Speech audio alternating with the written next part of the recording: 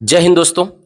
हमारे साथ आज बातचीत के लिए मौजूद हैं योगेश कुमार, जिनका एडीओ 2025 के अभी के रिजल्ट में 85 मार्क्स इन्होंने हासिल किया है, जो one of the highest marks है व्यापम के एग्जाम के लिए। 85% मार्क्स स्कोर करना मतलब अपने आप में एक उपलब्धि है।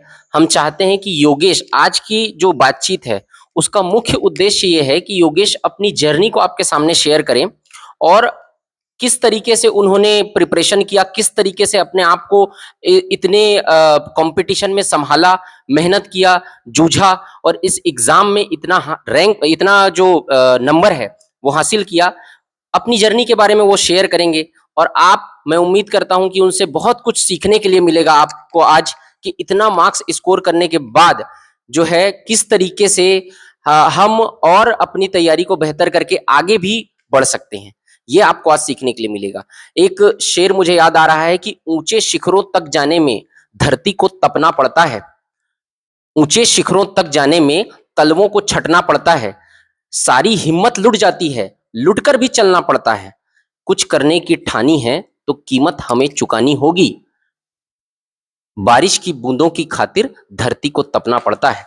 तो योगेश कुमार आज हमारे साथ हैं और ये अपनी जर्नी आपके साथ शेयर करेंगे। बहुत बहुत स्वागत है योगेश आपका। और पहला सवाल हमारा आपके साथ ये है कि किस तरीके से आपने प्रिपरेशन की स्ट्रेटजी को प्लान किया।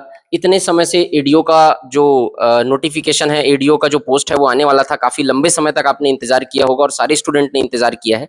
आप बताइए कि किस तरीके से आपने स्ट्रेटजी को प्लान किया, इस जर्नी को कैसे आपने जो है वो आधार बनाकर बेहतर तैयारी की। पहले तो सर थैंक यू आपका। मैं आपकी संस्था से बहुत पहले से जुड़ा हूँ। जब एडीओ का पहला एग्ज़ाम हुआ था तब से लेकर मैं अमरदीप सर के साथ जुड़ा हुआ था और उनका पढ़ाने का तरीका और वो सब चीज़ों से मैं सीखता था कि इसको कैसे, किस तरीके से हम याद कर सकते हैं या किस तरीके से हम इसको पढ़ सकते हैं।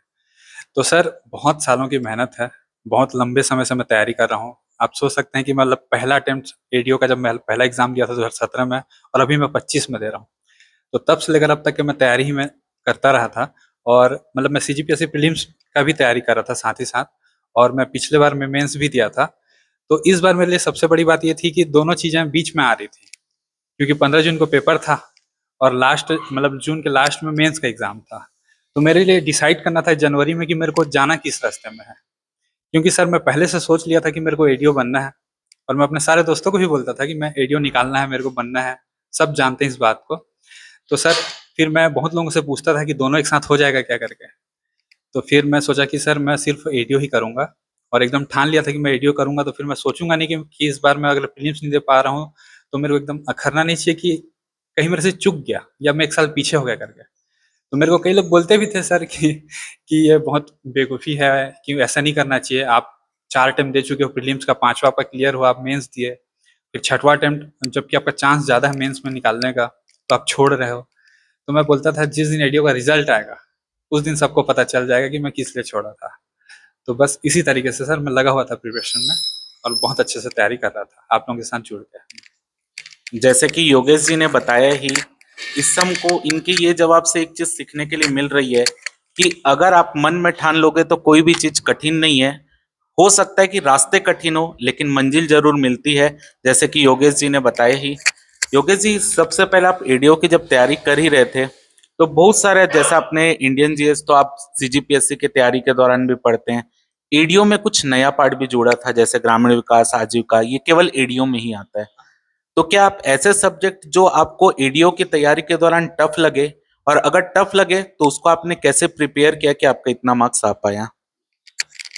सर पहले तो आपको भी थैंक यू।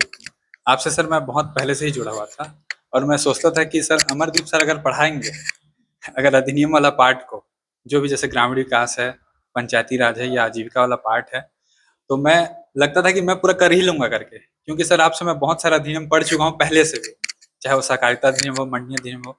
तो मेरे को लगा था कहीं ना कहीं ये था सर कि एक बार मेरा प्रीलिम्स निकल चुका है तो मेरे को कॉन्फिडेंस भी था और मैं एक बार मेंस दे चुका था। तो ऐसा लगता था सर कि अब कहीं ना कहीं मेरे साथ कुछ अच्छा हो रहा है। तो ऐसा था कि सर मतलब एक बहुत बड़ा रिस्क लिया था, मैं इस बार प्रीलिम्स नहीं दिया था, तो इतना बड़ा रिस्क लिया था तो उसी का रिवॉर्ड मिला है मेरे को। कौन सा अपने को टफ लगता था उसमें सब्जेक्ट? सारे पोर्शन में सबसे मेरे को कठिन लगा था आजीविका, जो मैं शुभम सर के साथ पढ़ा था। लेकिन वो जब पढ़ाए थे तो वो बहुत सरल लगने लग गया था कि आजीविका को इस तरीके से आप पढ़ सकते हो, और बहुत गाइडेंस भी मिला उनसे।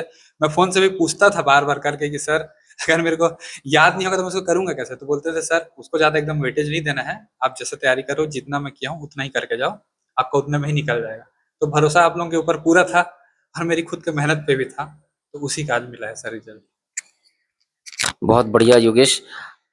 तीसरा सवाल आपके साथ पास ये है, हम पूछना चाहते हैं, हमारे स्टूडेंट्स को बताइए कि नोट्स के लिए आपने क्या किया? मतलब शॉर्ट नोट्स आपने प्रिपेयर किया या आपने सिर्फ संस्थान का जो पीडीएफ मिला था उसी से तैयारी की? नोट्स प्रिपेयर किया तो किस तरीके से आप बनाते थे? माइंड मैप बनाते थे या किस तरीके से आप नोट्स प्रिपेयर करते थे जिससे आपको रिवीजन करने में आसानी होती थी? सर पहले तो मैं सर आपका क्लास देखता था एक बार, क्योंकि अमरदीप सर का क्लास देखता था तो उसी दौरान उसी साथ साथ नोट्स बनाता था, क्योंकि मेरे को सर से आदत हो गया था पढ़ने का, तो उनको मैं समझ जाता था कि वो कैसे पढ़ाते हैं करके। आपसे मैं पहली बार आजीविका पढ़ रहा था, तो पहले मैं आपको एक बार सुनता था कि कैसे पढ़ाते हैं सर, किस टेक्निक से पढ़ाते हैं, तो एक बार मेरे को समझ आता था कि आपका फॉर्मेट कैसा है पढ़ाने का, तो पहले वो माइंड सेट बन जाता था कि ये सर इस तरीके से पढ़ाते हैं। फिर दूसरी बार मैं पढ़ते पढ़ते लिखते हुए जाता था, तो पूरा नोट्स आपका आजीविका का मैं बनाया था। मैं पीडीएफ की तरफ गया ही नहीं था सर, ना मैं कभी उसको प्रिंट करवाने में सोचता था, ये सब चीज़ों में पढ़ा ही नहीं था। मैं अपना नोट्स ही पढ़ के गया था और आपको मैं दिखाया भी हूँ सर कि मैं कैसे बनाया था पूरा नोट्स। तो बस इसी तरीके से तैयारी किया। योगेश ने अपना नोट्स हम लोगों को दिखाया, अभी हम लोगों ने देखा, और योगेश ने पूरा नोट्स हैंड रिटन प्रिपेयर किया था। पढ़ने के बाद उन्होंने खुद अपना नोट्स बनाया था। इससे फायदा ये होता है कि आप जब खुद से अपना नोट्स बनाते हैं तो आपकी, देखिए, पहले आप सुनते हैं तो आपकी एक इंद्रियां काम की, फिर आप लिख रहे हैं तो दूसरी इंद्री काम कर रही है, तो 2-3 बार जब आपके दिमाग से गुजरता है तो चीजें याद होती हैं। वो इसलिए बहुत जरूरी है कि आप नोट्स बनाते हुए चलें। योगेश जो बोल रहे हैं उसको बहुत अच्छे से ध्यान से आप सुने। योगेश जी, एक क्वेश्चन इसमें मेरा ये है कि जैसे अपन तैयारी कर रहे हैं, कहीं ना कहीं आप क्लास ले रहे थे हमसे लगातार, ऑनलाइन क्लास से जुड़े हुए थे, तो आप अपनी तैयारी में कोचिंग और अपनी सेल्फ स्टडी का क्या रेशियो मानते हैं? आप उस हिसाब से इसका क्या जवाब देना चाहेंगे? सर जैसा कि आपका क्लास आता था, अब मैं तो लाइव अटेंड करता ही नहीं था, तो जब वो डल जाता था मैं हमेशा 2 दिन पीछे ही रहता था। क्यों? इसी वजह से, क्योंकि वीडियो डल जाते थे ना, तो उसको मैं 2x में एक बार देख सकूं और जल्दी से खत्म कर सकूं। तो सर ऐसा नहीं रहता है कि सिर्फ वीडियो ही करना पड़ता है, आपको अपना बहुत एफर्ट लगाना पड़ता है। आपको प्रीवियस ईयर के क्वेश्चन सॉल्व करने पड़ेंगे, आपको टेस्ट सीरीज देना पड़ेगा, फिर उसके बाद बहुत सारे अब एमसीक्यू बुक भी मार्केट में मिलती है, आपकी भी मैं बुक लाया था और पूरा सॉल्व किया था उसको, 2 बार 3 बार मैं सॉल्व करके गया था। तो सर बस उसी से कॉन्फिडेंस आ गया था कि बस अब इतना कर लिया तो निकल जाएगा करके। ये थोड़ा-सा टेस्ट सीरीज़ और पीवाईक्यू जो थे, जो प्रीवियस ईयर क्वेश्चन है, उसको हमारे अभ्यर्थियों को बताइए कि टेस्ट सीरीज़ का और पीवाईक्यू का कितना इम्पोर्टेंट रोल रहता है इतना मार्क्स स्कोर करने में। आपने जो मार्क्स स्कोर किया है, वो बहुत अपने आप में अच्छा बात है कि आपने इतना मेहनत करके, और वो कम मार्क्स, कम मेहनत करके नहीं अचीव किया जा सकता। रैंक लाना भी एक अलग चीज़ होती है, लेकिन मार्क्स बहुत अच्छे स्कोर करना, वो एक अपने आप में एक उपलब्धि है। तो आप ये बताइए कि किस तरीके से उसका रोल रहा आपके मार्क्स अचीव करने में, एक पीवाईक्यू का और दूसरा टेस्ट सीरीज़ का? सर क्योंकि मैं प्रीलिम्स की तैयारी कर रहा था, तो मैं जीएस का ना सर वो सॉल्ट वाला क्वेश्चन पेपर आता था जो व्यापम में जितने एग्जाम हो रखे थे, तो वो सारे क्वेश्चन सॉल्व करने का। तो मेरा सर माइंडसेट बन गया था व्यापम का फॉर्मेट को लेके कि ये किस तरीके से क्वेश्चन बनाता है, कैसा ऑब्जेक्टिव दे रहा है, क्यों अगर एक ऑप्शन इनमें से कोई नहीं है तो वो क्यों दे रहा है। तो दिमाग वही जाता था कि सर इसका लॉजिक क्या है। तो इस तरीके से सर एक सोच डेवलप हो गया था और फॉर्मेट मेरे को समझ आने लग गया था कि अगर इस तरीके से, अगर कहीं ऐसा लगता है सर, क्योंकि बहुत सारे क्वेश्चन आप देखे होंगे एग्जाम में नए दिखते हैं, तो उनको आप कैसे डील करेंगे? इसी तरीके से ना सर कि बार बार आप प्रैक्टिस करे रहेंगे। तो बस इसी तरीके से था सर, और इसी तरीके से मेरे को समझ आ गया था। तो बहुत जरूरी है प्रीवियस ईयर का क्वेश्चन सॉल्व करना, टेस्ट सीरीज लगाना, ताकि आपका कॉन्फिडेंस बूस्ट हो। बस ये बहुत बड़ा माध्यम बनता है। योगेश जी, इसमें मेरा एक अगला सवाल, क्योंकि आपके आंसर में आप बार बार इस चीज को मेंशन कर रहे हैं कि आप पीएससी की तैयारी कर रहे हैं, तो बहुत से अभ्यर्थी ऐसे हैं, जैसे आप भी उसी में से हैं, कि आप पीएससी और व्यापम दोनों का ही एग्जाम लगातार दे रहे हो। आपको किसी एग्जाम में पीएससी में प्री में सफलता मिली, आप मेंस तक भी गए, और आप व्यापम के भी, जैसे आप मंडी अधिनियम, मंडी वाला पेपर हुआ था, सहकारिता वाला पेपर हुआ था, बीएडीओ का पेपर, ये भी आप एग्जाम लगातार दे रहे हो। यानी आप ऐसे कैंडिडेट हो जो व्यापम और पीएससी दोनों की तैयारी कर रहा है।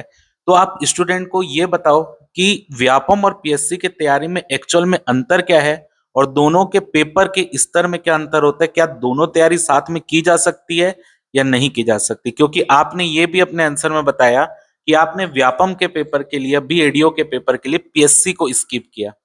तो आप पहले कई बार ऐसा हुआ होगा कि आप दोनों पेपर की तैयारी भी किए होगे, तो आपको अंतर एक समझ आया होगा, उसको शेयर कीजिए। देखिए सर, जब मैं 2017 से आपसे जुड़ा था तो माइंडसेट पहले से क्लियर था कि टारगेट एडीओ था मेरा। तो सर मैं सोच डाला था कि मेरा एडीओ करना ही करना है करके। तो उस दौरान मैं मतलब सोचता था सर कि मैं एक एग्जाम तो निकाल ही सकता हूँ करके, और मैं सर शुरुआत व्यापम से ही किया था। मेरा टारगेट कभी सीजीपीएससी नहीं था। फिर मैं 2019 में, क्योंकि ये वैकेंसी आ नहीं रही थी, तो मैं सोचा था कि अगर सीजीपीएससी की तैयारी करेंगे तो जीएस वाला जो पोर्शन है वो बहुत अच्छा रहेगा, और अन्य एग्जाम की भी मैं तैयारी कर सकता हूँ और उसको भी निकाल सकता हूँ। तो कहीं ना कहीं सर वो कॉन्फिडेंस बूस्ट होता है वो सब तैयारी करने से। तो इस वजह से सर मैं लगातार तैयारी करता रहा था। और सर ऐसा नहीं है अगर आप व्यापम करें तो सीजीपीएससी नहीं निकलेगा, या आप सीजीपीएससी करो तो व्यापम नहीं निकलेगा।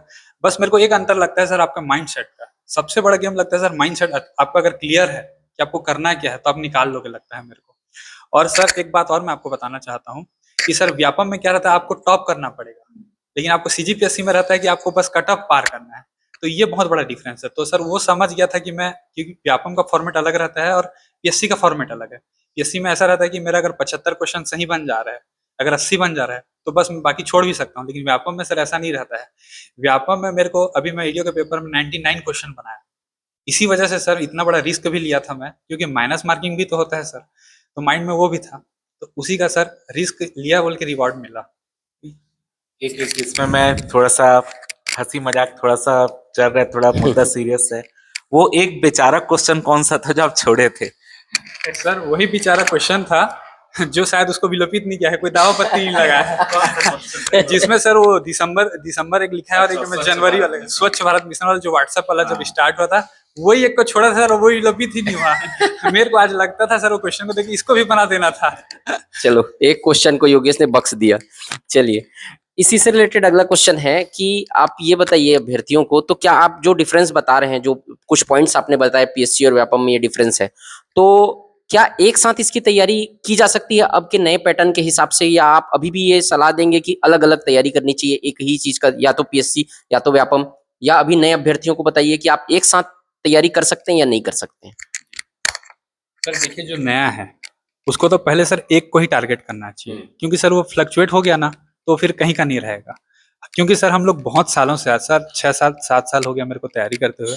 तो मेरा तैयारी इतना प्रिपरेशन हो गया था कि मैं कोई भी एग्जाम आएगा तो उसको टारगेट कर सकता हूँ, क्योंकि पूरा पढ़ ही लेते हैं जितना रहता है पूरा।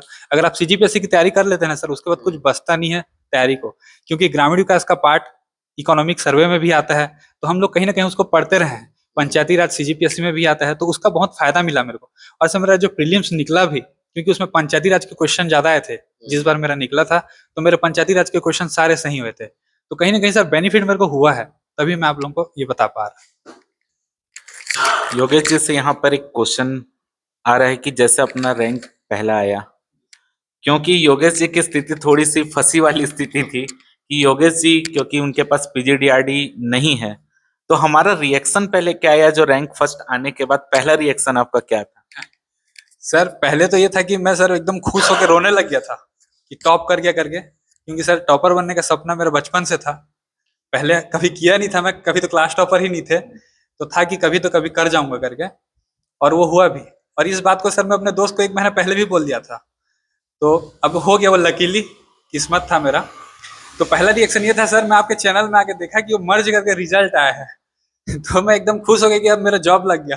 फिर सर जब आपको कॉल किया तो आप बोले भाई अभी मर्ज नहीं हुआ है। तो खुशी आधी हो गई थी कि अब पूरा फाइनल रिजल्ट आया नहीं है, तो जब आ जाएगा तब खुशी मनाएंगे। तब सर आप बोले थे कि आपका पूरा चांस है करके, तो मेरे को एक होप है कि शायद हो जाए करके। सबसे पहले किसको बताया था रिजल्ट आया था? सबसे पहले मैं अपनी मम्मी को बताया था, क्योंकि सर जिस एकदम मैंने सर स्क्रॉल कर रहा था टेलीग्राम को, कोई फट से डाला ईडीओ का रिजल्ट, तो मैं बोला देख, पहले तो मन में ही लगा कि सर एकदम थक गया, एकदम ऐसा लगा कि सर अब क्या होने वाला है ऐसे करके। जैसे ही डाउनलोड किया पीडीएफ में पहले नाम देखा, बहुत चिल्लाया और खुश हो गया था मैं, और एकदम रोने लग गया था। फिर लगा भाई कोई और दूसरा तो नहीं है ऐसे होता है ना सर, कोई दूसरा नाम का तो नहीं है, लेकिन जनरल लेके मैं खुश हो गया था। फिर बोला भाई एक बार रोल नंबर मिलाता हूँ। अब मैं सर क्वेश्चन पेपर को ये किया था, पेपर देने आने के बाद जो ऊपर में मेरे सर कमरे बने हुए थे प्लाई के, मैं उसमें फेंक दिया था क्वेश्चन को। मैं बोला था कि मैं देखना ही नहीं चाहता मॉडल आंसर, क्योंकि बहुत टेंशन होता है, बहुत प्रेशर आता है। फिर मैं उसको ढूंढने लगा कहाँ फेंक दिया था करके। फिर मैं देखा मेरे को रोल नंबर नहीं मिल रहा है। फिर देखा सर मेरे को, फिर जैसे रोल नंबर मिला, मैं रोल नंबर मिला, तब कंफर्म हुआ कि मैं ही टॉप कर गया करके।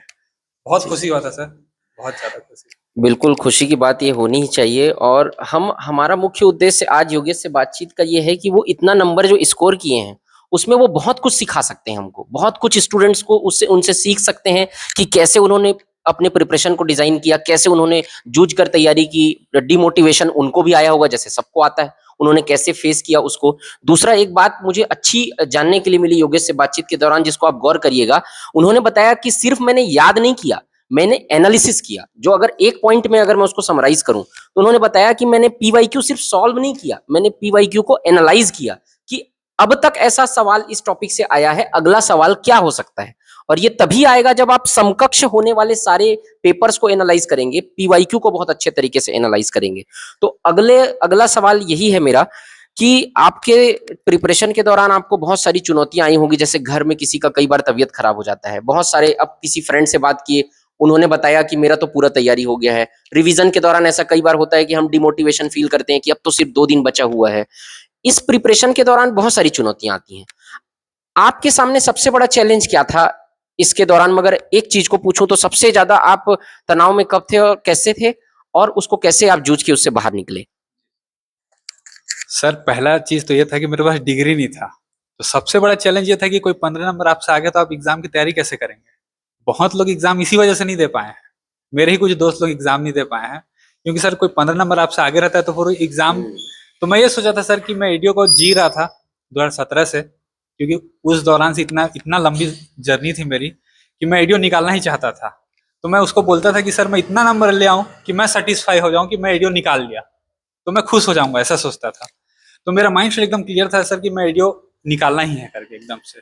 मेरे को बहुत लोग ये बोलते थे कि ये बेवकूफ़ी है कि तू प्रीलिम्स छोड़ दे, तेरा प्रीलिम्स निकल सकता था।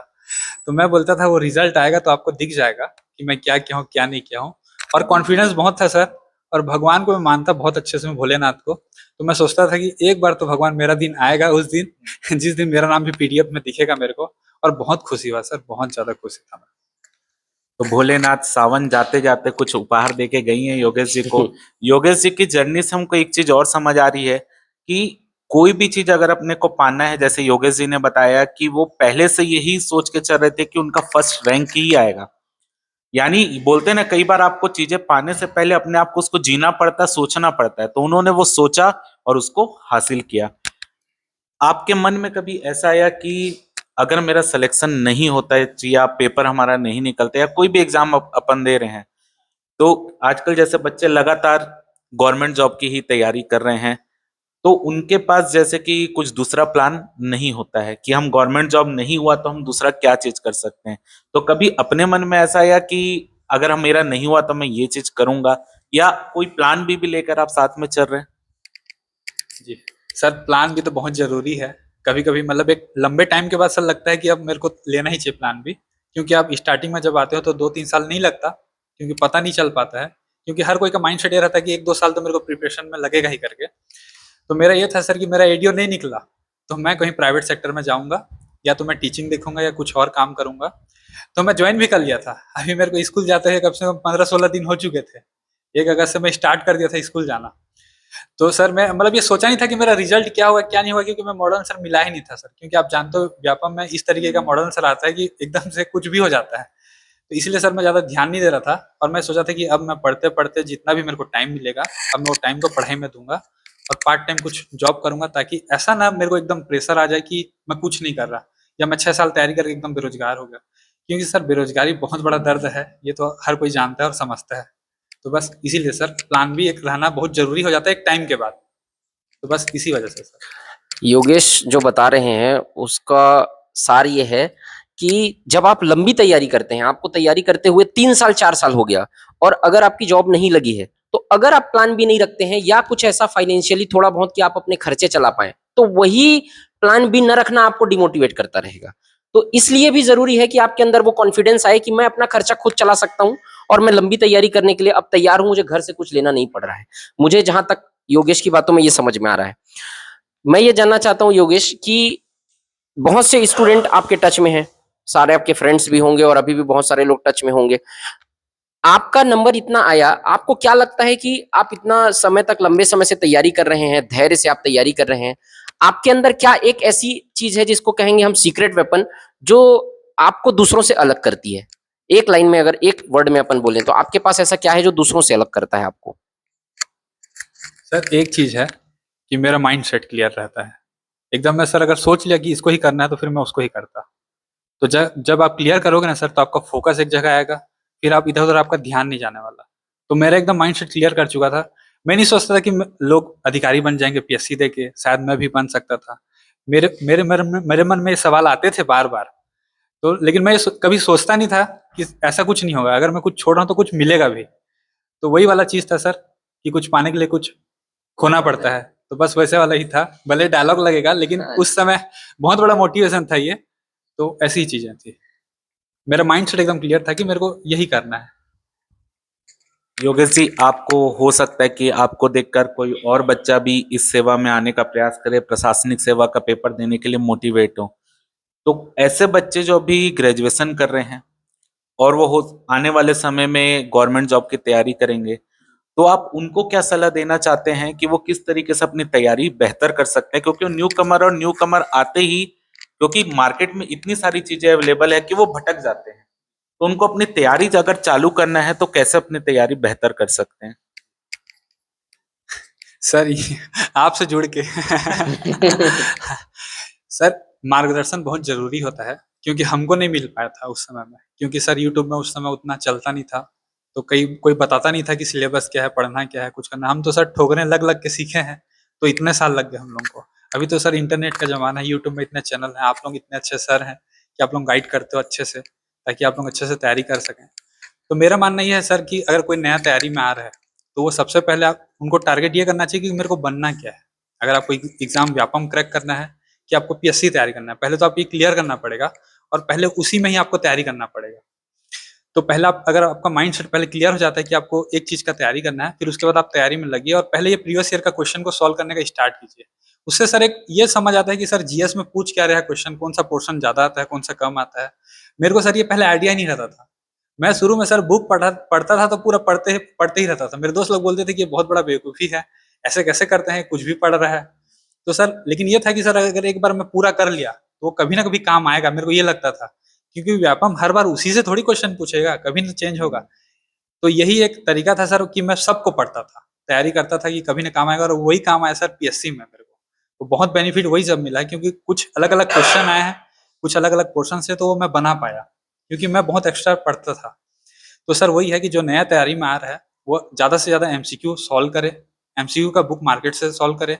और आप कोई कोचिंग संस्था से जुड़ के अगर वो तैयारी करेगा ना, तो उसको बहुत ज़्यादा बेनिफिट रहेगा, क्योंकि वो सही रास्ते में चल पाएगा, नहीं तो भटक जाएगा मेरे तरीके से।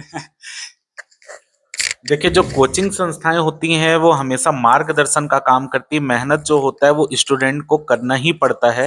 वो चीज यहाँ पर योगेश जी बताने का प्रयास कर रहे हैं। अगला सवाल योगेश ये है कि अक्सर हमसे स्टूडेंट्स पूछते रहते हैं कि जो लंबी तैयारी तो कर लेते हैं, 2 महीना 3 महीना एग्जाम जब बचा है तब दिक्कत नहीं है, लेकिन जब लास्ट वीक बचे रहता है, एक हफ्ता एग्जाम को बचे रहता है, हफ्ता 10 दिन, तो उस समय वो रिवीजन नहीं कर पाते। बहुत सारी चीजें हम अलग अलग बुक पढ़ लिए, बहुत सारी चीजें पढ़ लिए, अब पढ़ने के बाद लास्ट वीक में हमको रिवीजन करना है। तो आपने क्या स्ट्रेटजी फॉलो की उस रिवीजन करने के लिए? और लास्ट वीक में स्टूडेंट का ये भी शिकायत रहता है कि 2 दिन पहले नींद नहीं आ रहा है अगर एग्जाम है तो, क्योंकि तनाव बहुत बढ़ जाता है, परिवार का भी दबाव रहता है, दोस्तों का भी दबाव रहता है, और इतने समय से तैयारी करते आ रहे हैं तो हर चीज का प्रेशर रहता है। उस प्रेशर को आपने कैसे हैंडल किया? लास्ट वीक की तैयारी को कैसे स्ट्रेटेजाइज किया, आप हमारे स्टूडेंट्स को बताइए। सर आप लोग से जुड़ा हुआ था ना, तो पूरा मैं तैयारी पहले ही कर डाला था, क्योंकि बार बार आपका क्लास खत्म होता था, नोट्स बना मेरा, सुबह में उठा एक बार रिवाइज मार दिया, फिर नोट्स बनाया, फिर रात हुआ, फिर एक बार और रिवाइज कर लिया, फिर जो लास्ट टाइम रिवाइज किया था फिर उसको रिवाइज किया। क्योंकि सर इसमें डाटा वाले क्वेश्चन इतने थे, डेट इतने ज्यादा हो गए थे, हर जो भी योजना थी उसके 2 से 3 डेट हो जा रहे थे। तो बार बार मैं रिवीजन किया हूँ सर। बहुत बार रिवीजन करने के बाद सर ये होता था कि वो दिखने लग जाता था ऑप्शन में कि यही आंसर होगा करके। तो बहुत ज्यादा मैं प्रैक्टिस कर लिया था।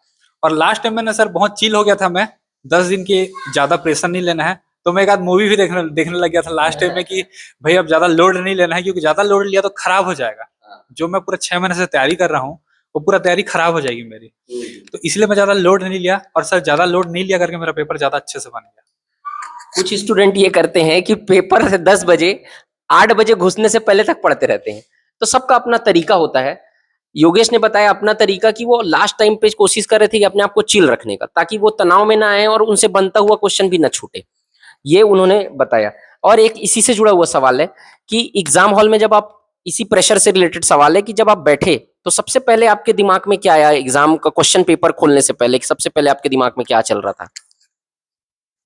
सर मैं ये सोच, मतलब घर से ही माइंडसेट था पूरा 100 में 100 बनाऊंगा मैं। क्योंकि एक तो ये सर था कि टॉप करना है, मतलब या तो टॉप किया तो पोस्ट मिलेगा, या तो टॉप नहीं किया तो खत्म है। तो पहला तो वो क्लियर हो चुका था, तो मैं सोचा था कि पूरा 100 में 100 बनाना है। तो मैं सबसे पहले ये सोचा था कि सर ग्रामीण विकास में तो मैं देखूंगा ही नहीं, क्योंकि बहुत टेंशन हो जाएगा। सबसे पहले मैं हिंदी के सवाल बनाया। तो जब तो सर सबसे पहले सरल से अगर स्टार्ट करोगे तो थोड़ा कॉन्फिडेंस बूस्ट हो जाता है। तो सर हिंदी के मेरे 10 में 10 बन गए थे ना। हालांकि वो एक सवाल मेरे गलत हो गया हिंदी में, 10 के 10 मैं बना लिया था। तो एक कॉन्फिडेंस आ गया था। फिर धीरे धीरे मैं बनाते गया, और मेरा अच्छे से सारा एग्जाम बन गया था। और मेरा सर हर एग्जाम में, अभी जितना भी एग्जाम दिया हूँ, 15 मिनट पहले कंप्लीट हो जाता था। हाँ, क्योंकि सर स्पीड मेरी अच्छी थी, क्योंकि प्रैक्टिस में बहुत कर लिया था एमसीक्यू बनाने का। तो मैं ज्यादा सोचता नहीं था सर। और जिसमें सोचा, जैसे हिंदी वाले क्वेश्चन में, वो वाले क्वेश्चन में सोच लिया, वहीं गलत हो गया। तो एक बार ये होता है सर, अगर आप पहला बार टिक कर लिए क्वेश्चन तो वो सही रहता है। अगर लास्ट टाइम आप उसको चेंज करोगे ना, गलत ही हो जाता है। वो मेरा गलत ही हो गया फिर। तो इस तरीके की चीजें। यहाँ योगेश जी से हम अगला सवाल पूछेंगे। कई स्टूडेंट जब हम क्लास लेते हैं तो एक स्टूडेंट कुछ कुछ बीच में कम मैसेज करते हैं चैट सेक्शन में। तो एक क्वेश्चन पूछे कि मेरे से कि सर मैं जिस पेपर की तैयारी करता हूँ वो एग्जाम जब मैं देने जाता हूँ तो उसमें मेरा नंबर अच्छा नहीं आता, लेकिन जिस पेपर की मैं तैयारी नहीं करता हूँ वो देने जाता हूँ तो मेरा नंबर अच्छा आ जाता है। तो आप, क्योंकि आप बहुत सारे पेपर की तैयारी किए हैं, तो आप इसका कारण क्या मानते हैं? आपके साथ भी ऐसा कई बार हुआ हो सकता है, तो आप इसका कारण क्या मानते हैं? क्या ये दबाव होता है दिमाग में, उसके कारण ऐसा होता है? सर मैं आपको बताना चाहता हूँ, एलओए का पेपर मेरा ऐसे ही हुआ था। मैं सोचा था पोस्ट है नहीं ज्यादा, तो चले जाते हैं ऐसे करके। तो मैं करंट अफेयर भी पढ़ के नहीं गया था। मेरे करंट अफेयर के सरल सरल क्वेश्चन गलत हो गए थे। तो उसमें मेरे 94 मार्क, मतलब 94 नंबर आए थे उसमें। तो मैं ये सोचा था कि अगर मैं आराम से जा रहा हूँ तो मेरे इतने नंबर आ रहे हैं। वो बहुत कॉन्फिडेंस दे रहा था। तो सर मेरा एक चीज ये, मतलब मैं बहुत सारे एग्जाम देके ये सोच लिया था कि अगर आप जिस एग्जाम को सोच लोगे ना सर कि मेरे को निकालना है, तो बहुत टेंशन हो जाता है, बहुत प्रेशर हो जाता है। एडीओ में मेरे को ऐसा नहीं था सर कि मैं एकदम चिल हूँ। मेरे को बहुत प्रेशर आ रहा था कि क्या होगा क्या नहीं होगा। मैं स्कूल भी ज्वाइन कर लिया था इसी वजह से। तो सर ये था कि अब निकालना ही है। तो उस तरीके की चीजें थी। तो एकदम मैं चिल हो गया था। मेरे को समझ आ गया था कि सर मैं अगर आराम तरीके से अगर रहूंगा तो वो चीजें मेरे ना, रिविजन किया हूँ इतने बार, तो वो याद आ जाएंगी। क्वेश्चन पेपर को मैं देखूंगा तो रिलेट कर लूंगा। तो इस तरीके की चीजें। एक चीज यहाँ पर और मैं बताना चाहूंगा, जो योगेश जी जिस तरीके से बता रहे हैं कि कई बच्चे जो होते हैं, जैसे पेपर में हमेशा उस सेक्शन से आपको स्टार्ट करना चाहिए बनाना। आपके कॉन्फिडेंस के लिए ये जरूरी है कि आप वो सेक्शन से बनाएं जिसमें आपको पूरा कॉन्फिडेंस हो कि यहाँ से कोई भी क्वेश्चन आए वो आपका बन जाएगा। एक बार जब आपका वो रिदम बनता है तो उसके बाद लगातार आपका कॉन्फिडेंस बढ़ेगा। तो जो क्वेश्चन आपसे नहीं भी बन रहे हैं, कहीं ना कहीं हमारे माइंड में वो रहता है और वो क्वेश्चन उससे क्लिक हो जाता है। तो कई बार ऐसा होता है। जी, योगेश ने ये बताया कि देखिए सबके पास, सबको दिक्कत रहता है, सबको तनाव रहता है। योगेश जी ने उससे हैंडल करने का उसको प्लान बहुत सारा करके रखा था, उसका ऑप्शंस बहुत सारे थे उसको हैंडल करने का। मैं आपको ये बोलना चाहता हूँ, एक क्वेश्चन पूछना चाहता हूँ कि आपने बताया कि आप लंबी तैयारी कर रहे थे और कई सारे आपने एग्जाम जो है वो दिए, तो और आपको शुरू शुरू में मार्गदर्शन की भी कमी थी। तो आप आज इस एग्जाम में इतना नंबर स्कोर कर पाए हैं, तो आपको कहीं ना कहीं काफी सही मार्गदर्शन मिला और कहीं कहीं आप बहुत मेहनत की इसलिए सफल।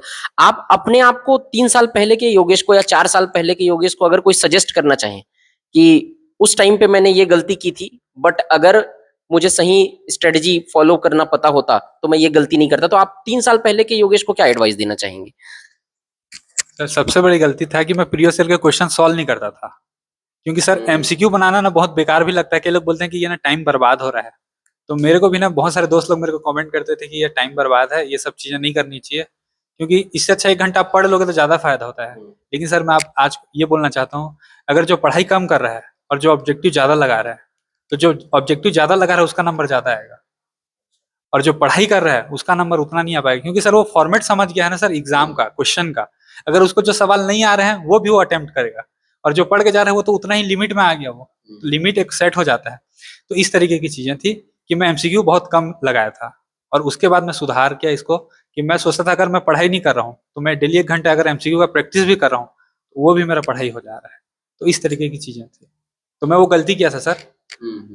तो थ्योरी पढ़ के ही आप क्या सजेस्ट करेंगे स्टूडेंट्स को जो नए तैयारी करने वाले हैं उनको, कि थ्योरी पढ़ के ही उस टॉपिक का एमसीक्यू लगाना चाहिए, या जो है एमसीक्यू ही पहले सॉल्व करना चाहिए, क्या आप उसको करेंगे?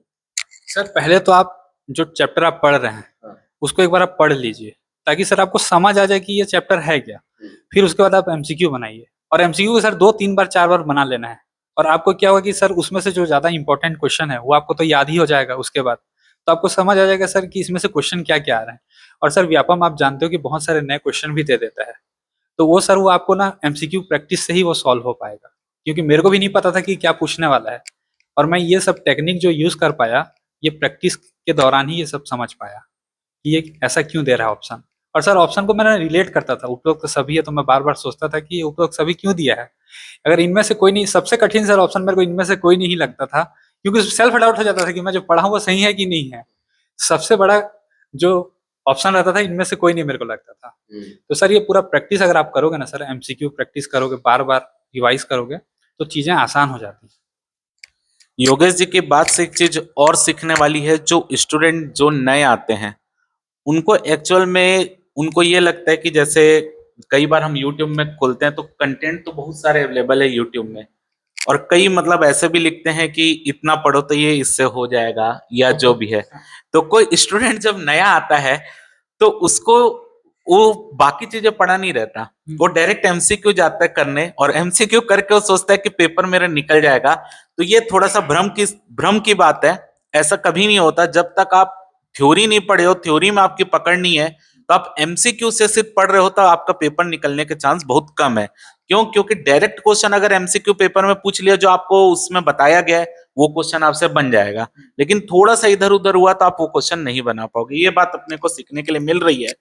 एक क्वेश्चन और सेम इसी के ऊपर क्वेश्चन है कि जो बच्चे आजकल आ रहे हैं उसमें इंटरनेट में बहुत सारे कंटेंट अवेलेबल हैं। अगर बच्चा सर्च कर रहा है, आप कोई भी एक टॉपिक भी देखेंगे तो 500 कंटेंट अवेलेबल है। तो आप भी शुरू में आए तो आपको भी यही प्रॉब्लम थी कि आप बहुत सारी चीजें पढ़ने लग गए थे।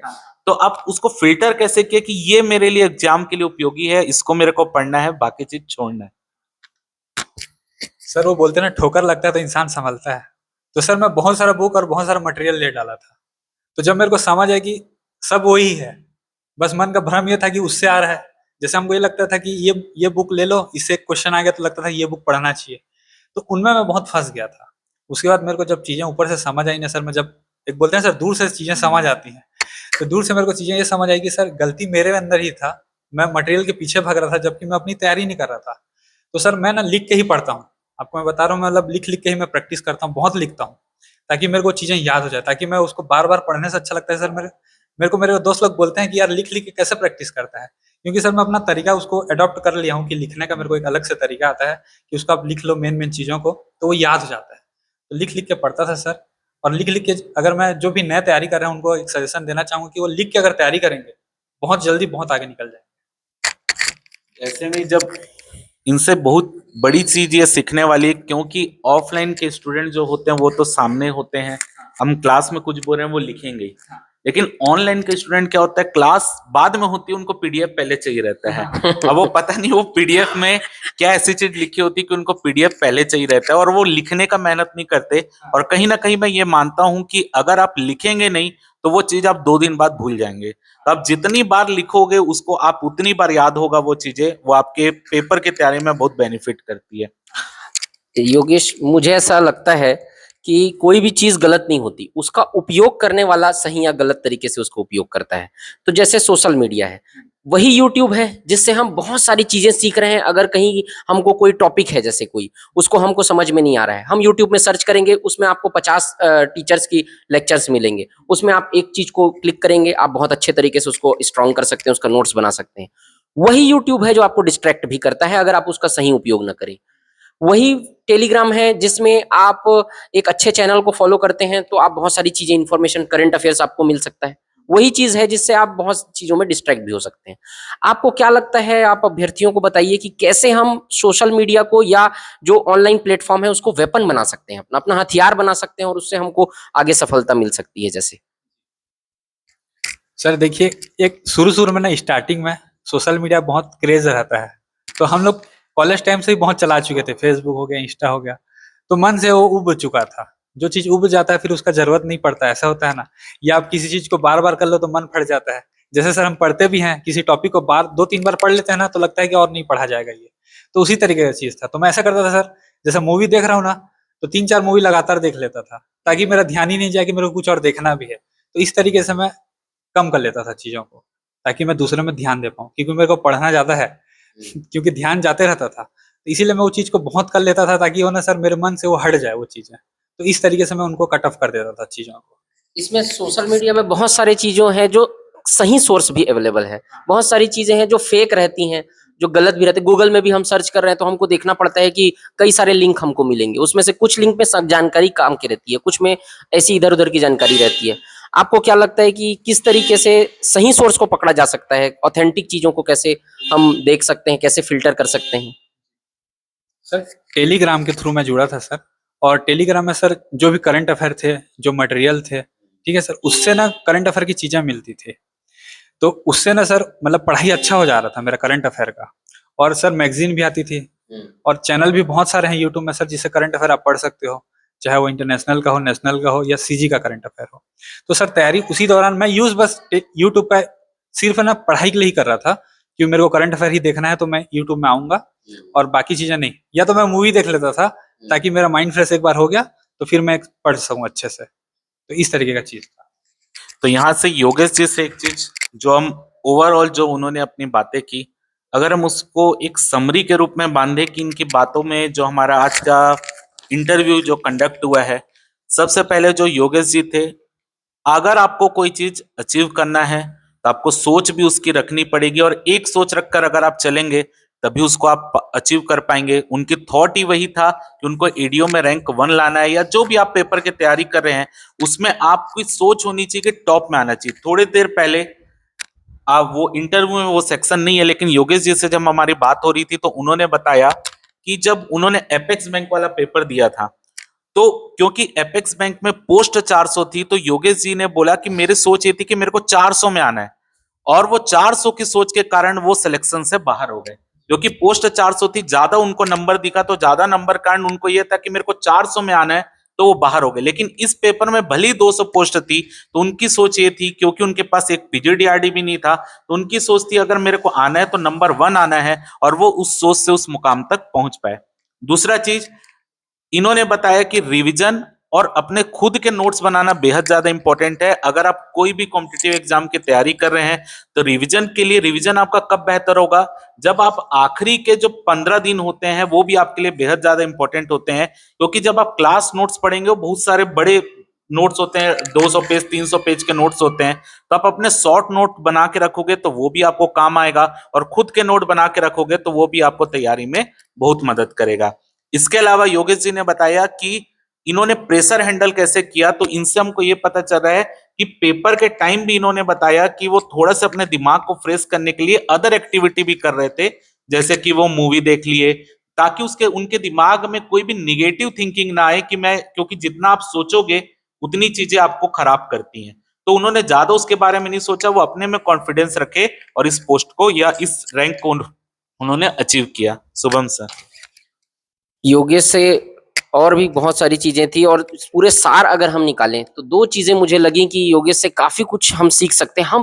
बहुत सारे लोगों से बहुत सारी चीजें सीख सकते हैं, उनकी गलतियां भी निकाल सकते हैं, लेकिन हमको क्या करना है, गलतियों को साइड करके जो अच्छी चीजें हैं उसको लेनी है हमारे लायक और आगे बढ़ना है। पेशेंस और परसिवरेंस, दो चीज इनके पूरे जर्नी में जो है वो सबसे इंपॉर्टेंट रोल प्ले करता हुआ दिख रहा है। सबसे बड़ी चीज इनकी दृढ़ता की, ये इतने लंबे समय से तैयारी कर रहे थे, साथ साथ इन्होंने काम भी किया और अपना खर्चा अपना खुद के दम पे उठाया, और उसके बाद भी इन्होंने वो तैयारी को जो है वो इस मुकाम को हासिल किया। एक लास्ट सवाल योगेश से मैं ये पूछना चाहता हूँ, आपकी फैमिली का या आपके फ्रेंड्स का क्या योगदान रहा आपकी जर्नी में? सबसे ज्यादा योगदान किसका रहा? आपका फैमिली बैकग्राउंड के बारे में थोड़ा सा बताइए। बहुत से स्टूडेंट बहुत पुअर बैकग्राउंड से भी आते हैं, कुछ कहते हैं कि हमारे फैमिली का कोई सपोर्ट नहीं है। तो आपका क्या लगता है कि कितना इंपॉर्टेंस रहता है और आपके जीवन में उसका क्या महत्व रहा? सर माता पिता का योगदान तो सबसे बड़ा रहता ही है, लेकिन सर माता पिता से भी ज़्यादा मेरा भाई का बड़ा योगदान था, क्योंकि सर वो जॉब मैं कंटिन्यू कर ही रहा था, तो मेरे को बहुत सपोर्ट मिल गया उसके थ्रू। क्योंकि सर घर में मैं बड़ा हूँ, तो मेरे ऊपर जिम्मेदारी था कि मेरे को जॉब करना चाहिए, लेकिन वो कर रहा था क्योंकि उसको इंटरेस्ट था टीचिंग का, तो टीचिंग कर ही रहा था। तो मेरे को बोलता था कि मैं हूँ, तू टेंशन मत ले, तू करते रह, अच्छे से तेरा हो जाएगा। तो सर मेरे को ऐसे बहुत टाइम मिला था। और मम्मी पापा भी बोलते थे कि करते रहिए, एडीओ लास्ट है। वो लोग भी समझ गए थे, क्योंकि सर मैं एडीओ करता ही रहा था ना सर, 2017 से ना मैं एडीओ चला ही रहा था। तो उनको भी पता था कि ये एडीओ एग्जाम इसका लास्ट ही होगा, फिर इसके बाद ये कुछ ना कुछ प्लान भी करेगा या कुछ और जॉब करेगा करके। तो उनको भी क्लियर हो गया था, मेरे भाई को भी क्लियर हो गया था, और मेरे को भी क्लियर था कि मेरे को ये लास्ट करना ही करना है करके। और सर दोस्तों का ये था कि सर कई दोस्त लोग नेगेटिव कमेंट भी बोलते थे, तो मैं जो नेगेटिव बोलता था सर, मैं बात करना बंद कर दिया था सर लास्ट के महीने में, ताकि सर नेगेटिविटी ना आए दिमाग में। मैं तो एग्जाम भी देने ना जाऊं ऐसा सोच लिया था एक बार, इतना पढ़ के। तो सर लगता था कि एग्जाम भी नहीं देना चाहता, ऐसा लगने लग जाता है। तो सर नेगेटिव लोगों से नहीं बात करता था मैं ज्यादा, उनसे दूर हो गया था। कुछ दोस्त थे मेरे बहुत सपोर्ट करते थे, वो बोलते थे कि नहीं तू कर सकता है, तेरे अंदर वो चीजें हैं, हम देखे हुए हैं। तो मेरे को सेल्फ डाउट होता था, ये लोग कैसे देखे हुए हैं, मेरे को खुद को नहीं पता, ये लोग कैसे बोलते रहे कि तू कर ही लेगा करके। तो सर कहीं ना कहीं उनको लगता होगा, सर उनको भी फील होता था कि मैं मेहनत करता हूँ, अच्छे से पढ़ता हूँ चीज़ों को। और मैं उनसे ना सर जिनसे भी मेरा बात होता था, क्वेश्चन पूछते ही रहता था, ताकि सर 3-4 क्वेश्चन वहीं याद हो जाए। जिसमें डाउट होता था मैं बताता था कि ये क्वेश्चन का आंसर ऐसा है, इसको इस तरीके से याद करना। तो सर मैं वो मेरे लिए करता था ताकि मेरे को वो चीज़ें याद हो जाए। तो इस तरीके से बात भी करके सर पढ़ ही लेते थे। तो बहुत सपोर्ट था सर दोस्तों का भी। तो इससे यहाँ एक चीज और समझ आ रही है कि अगर आपका ग्रुप अच्छा है तो वो ग्रुप आपको कुछ अचीव करने के लिए मदद भी कर सकता है, लेकिन अगर ग्रुप बेकार है, क्योंकि कई होता है कि हमारे ग्रुप बनते हैं उसमें पढ़ाई के अलावा बाकी चीज डिस्कस हो जाता है, लेकिन जैसे कि इन्होंने बताया कि ग्रुप में ये जितने भी दोस्त थे ये आपस में कुछ प्रश्न पूछते थे ताकि उनको साथ साथ वो खुद भी तैयार हो जाए वो चीज। तो ये चीज भी योगेश जी से सीखने वाली है, और उम्मीद करते हैं योगेश जी की जो जर्नी हमने योगेश जी के देखा उससे काफी ज्यादा हम प्रभावित हुए, और उम्मीद है कि आपको भी योगेश जी की जर्नी से कुछ ना कुछ बेहतर सीखने के लिए मिला होगा। अगर जो भी लक्ष्य से भटक रहा है वो इनकी जर्नी से कुछ सीख कर हो सकता है कि सही मार्ग में आ सकता है। तो योगेश जी को हम अपनी संस्था की तरफ से भी बहुत बधाई देते हैं कि उन्होंने रैंक 1 अचीव किया है, और उम्मीद करते हैं कि भविष्य में भी जो इनको चाहते हैं उनको सफलता मिले। योगेश की जर्नी को देख के कबीरदास जी की एक पंक्ति याद आ रही है मुझे, और मैं अक्सर इसको क्लास में बोलते भी रहता हूँ। योगेश ने भी सुना होगा कि धीरे धीरे रे मना, धीरे सब कुछ होए, माली सींचे 100 घड़ा, ऋतु आए फल होए। माली 100 घड़े सींचता है जब पानी के, तब कहीं जाकर जब ऋतु आती है तब फल लगते हैं, तुरंत कभी कुछ नहीं लगता है। तो दृढ़ता जो है वो आप इनसे सीखिए।